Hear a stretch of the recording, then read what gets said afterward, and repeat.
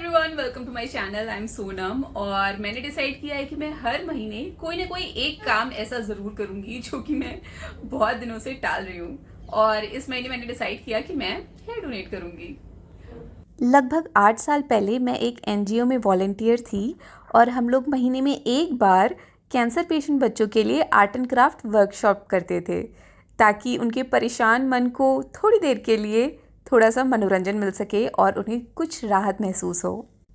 तभी मैंने नोटिस किया कि ये बच्चे अक्सर अपना फ़ोटो खिंचवाने से मना कर देते थे क्योंकि कीमोथेरेपी की वजह से इनके बाल झड़ गए थे और ये थोड़ा कॉन्शियस फील करते थे।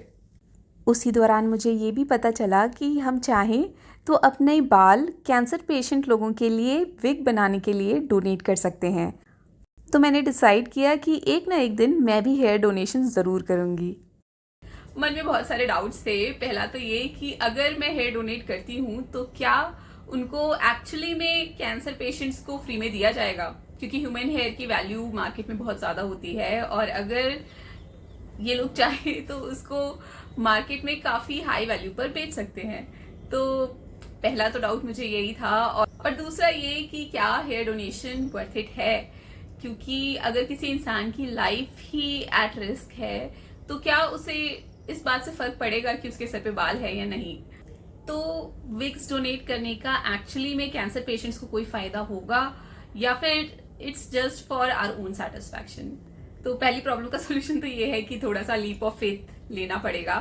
और अगर दूसरी प्रॉब्लम के बारे में सोचा जाए तो अगर वो लोग विग्स पहन के बाहर निकलेंगे तो शायद आसपास के लोग उनको थोड़ा कम घूरेंगे और उनकी लाइफ में थोड़ी सी नॉर्मैलिटी आएगी और थोड़ा सा कॉन्फिडेंस उनका इम्प्रूव होगा और वो बाहर निकलने से हिचकेंगे नहीं।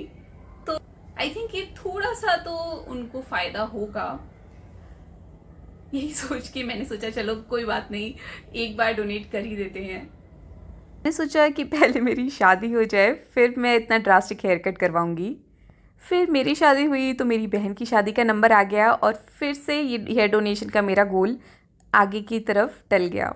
लेकिन इस बार मैंने सोचा कि इससे पहले कि मेरी भाई की शादी का नंबर आ जाए मैं फटाफट अपना ये गोल पूरा कर लेती हूँ।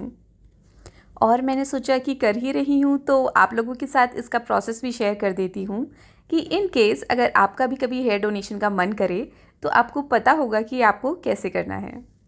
सबसे पहले तो याद रखें कि अगर आपको हेयर डोनेशन करना है तो आपके डोनेट किए हुए बालों की लेंथ कम से कम 12 इंच ज़रूर होनी चाहिए।